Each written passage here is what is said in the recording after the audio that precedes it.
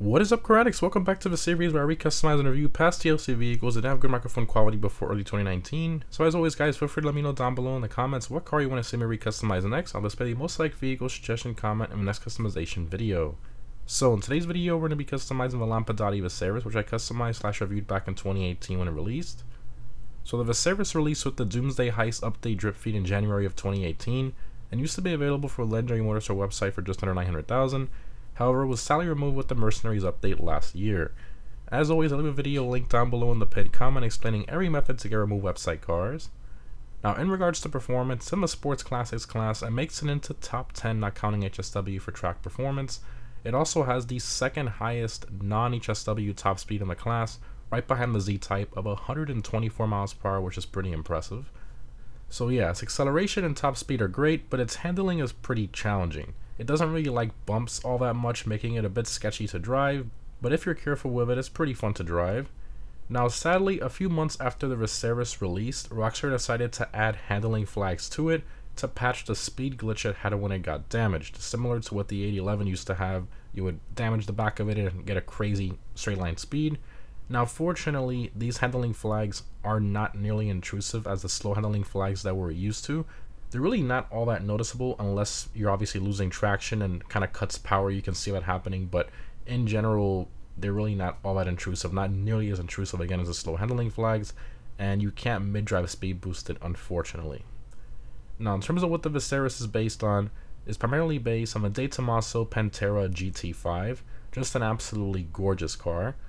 Plus, it has the grille taken from the Maserati Bora, so pretty interesting there.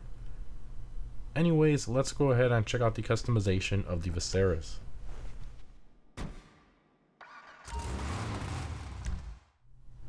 Alright, Viseris, let's do it. We got armor, brakes, bumpers. So you have a black extension. I like that. Primary extension, also nice. Secondary, bolted. And race setup with the canards there. And an intercooler. I'm kind of feeling the primary extension, even though I feel like maybe it's a little bit too low, but maybe with a nice side skirt we can probably fix that. So we'll do the primary extension. Rear bumpers, you can remove it, or you can do chrome stock, and then you have removed and then chrome. Let's go with, honestly, I kind of want to remove it. Let's go remove it. Chassis, you got parcel shelf. So it adds that. Okay, it kind of covers some of the engine though. Then you got interior window, which I don't see. Maybe it's just like really clear.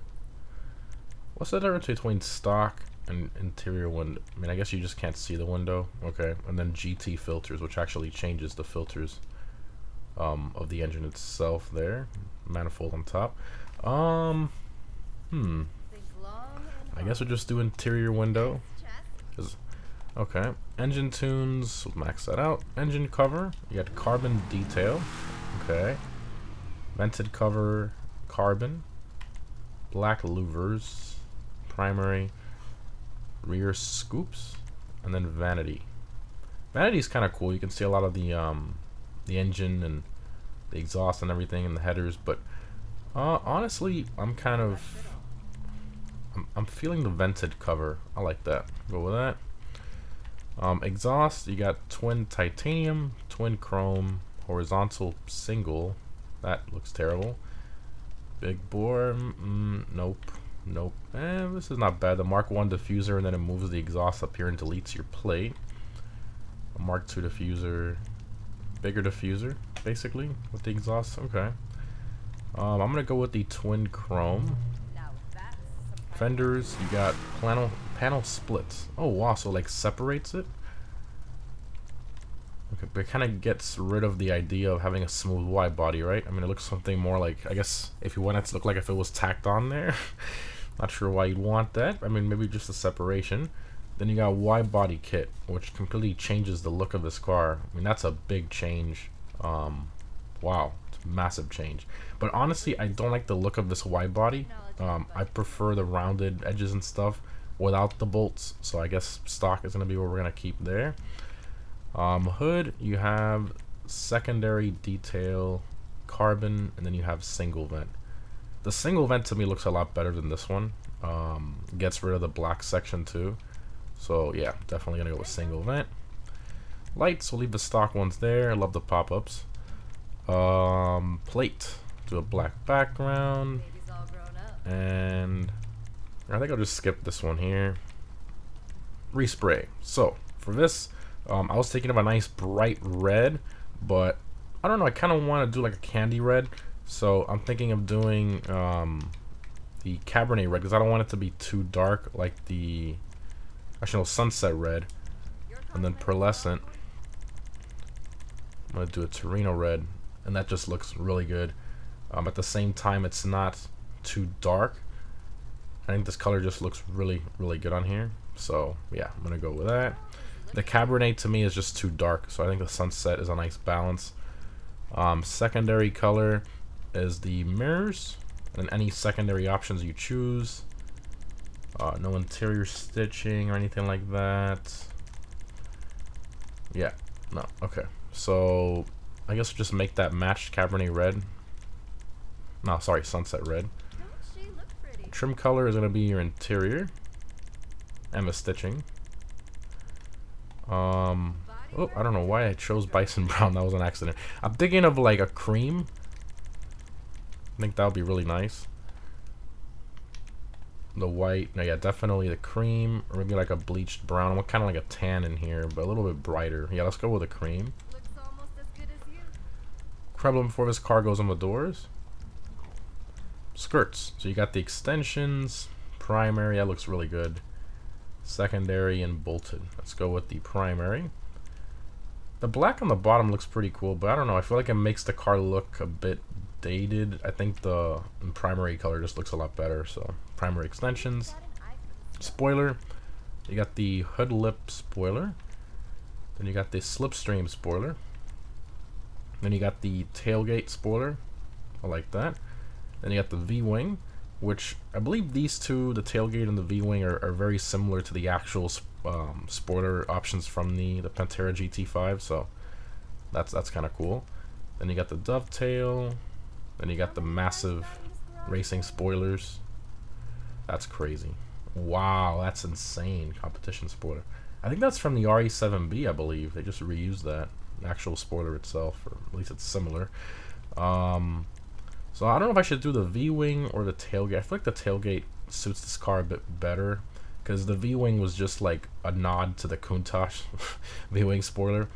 So I think I'm gonna go with the tailgate spoiler. Your cosmetics are on board. Suspension, yeah, we'll lower it, even though it's not that much of a difference. But transmission, turbo, wheels.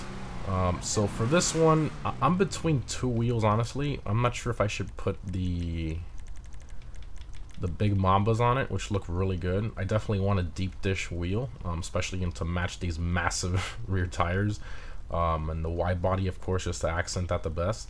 So I'm between this one and also the where is it? These right here, the Wild Wagon, which are the Deveste wheels. So if I put these, I'd probably do like a gold or copper. But these, I feel the big Mambas look best in alloy.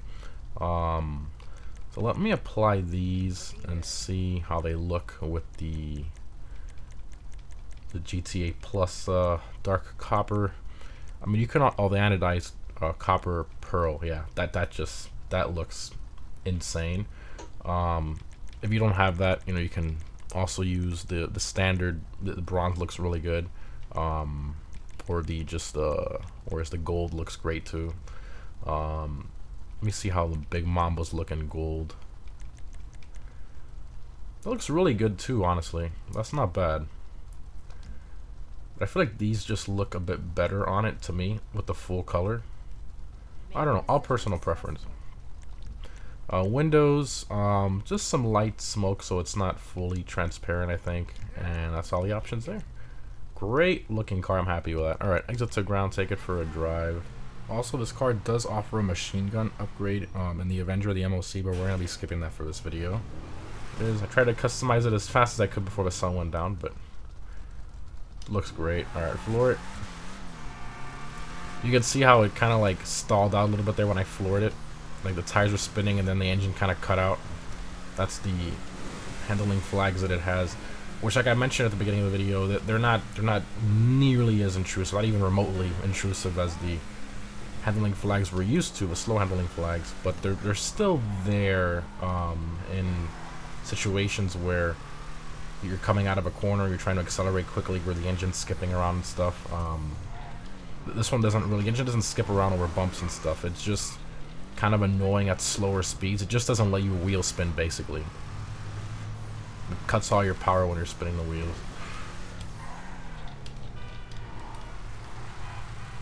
Yeah, the handling on this car is...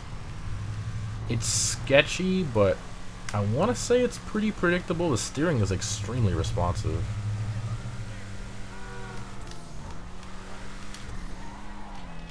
Good brakes, too. Yeah, it doesn't like the bumps all that much. Interesting car, the way it drives. It's not that bad to drive. I mean, it's a little sketch in certain instances. You gotta be a little careful. There we go. The back end does like to come out. I mean, it makes it fun though, because I mean, if it was like this insane grippy car, I don't think it would be as fun to drive. I mean, I think Rockstar did a nice balance with this, with it being, you know, not the nicest. I mean, it's still a nice car to drive. It's just not like the easiest car to drive, I guess you can say. But you can still like recover. But the problem with me with the whole handling flag situation is this car, it likes to be on that fine edge. Actually, no, it likes to always be like losing traction, kind of having a counter steer and stuff in the corners, especially the bumpy corners. And like I talked about earlier, the type of handling flag this has, when you're losing traction, it starts cutting power. That's like the issue. So it's kind of annoying when you're trying to, you know, counter steer it and power slide it to fix, you know, a certain, you know, when the back end came out on you, and you really you get power cut from you, which is very annoying.